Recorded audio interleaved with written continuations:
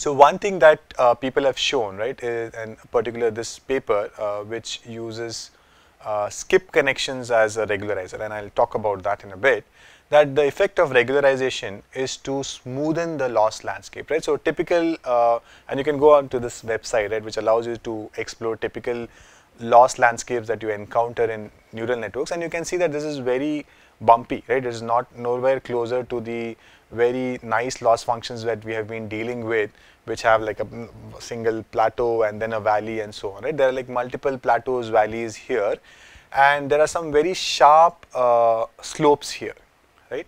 And what happens is that if you have flat surfaces, right, and let me show you a plot, it will become clear, right? So if you have a flat surface, you will get better regularization. Why is that the case? Because if you have a flat surface, then for a large range, you have the loss as the same, right?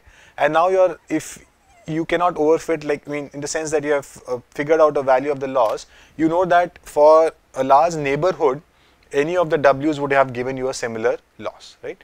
But now in this plot, where you have these bumps up and down, if you had overfit and selected, gone into one valley, around that valley there are many other hills, right? So with a small change, you get a very large change in the loss. So your model becomes very sensitive, right? So one effect of regularization that people have shown is that it smoothens the loss surface, right? So they have analyzed the surface of loss surface of neural networks and seen that with regularization, and this was in the context of skip connection being used as a regularization. We have not done skip connections yet. We will do that in the case of convolutional neural networks, but they also act as some sort of regularizer, and they show that the loss surface actually smoothens, right? So that leads to better optimization. So now coming to the taxonomy of things, right? What are the regularization techniques that we have used? So we had this loss function, which was the empirical training error, and we added different regularizations to it. So one is based on data. So we looked at data augmentation, where we had different rotations of the same image that we had added. Similarly, in speech and text also you can do data augmentation. And we also did this noise injection, where at the output, at the input we were adding some noise to the inputs, right? So both at the input and output, we had manipulated the data a bit so that you add some noise, and now the model cannot overfit because your data itself has some noise, right? The other is you could change the architecture, right? So there we saw dropout as one such change, and skip connections, which are used in convolutional neural networks, is another such thing, and weight sharing, right, which we just briefly touched upon. We again looked at it in the case of dropout, but weight sharing is again something which is used in convolutional neural networks, and it acts as a good regularizer, right?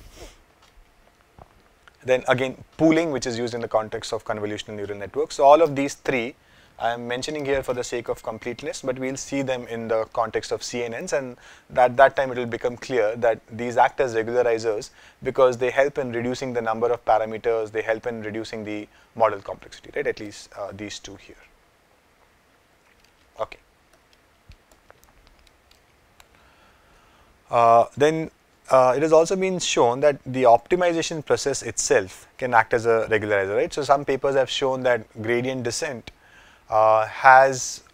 prefers less complex solutions as compared to more complex solutions, right? And that is a bit more nuanced statement, and it's a discussion in itself. So I'll not go into the details of it, but there's also some kind of implicit regularization happens because of these gradient descent based methods, which prefer simpler solutions as opposed to more complex solutions.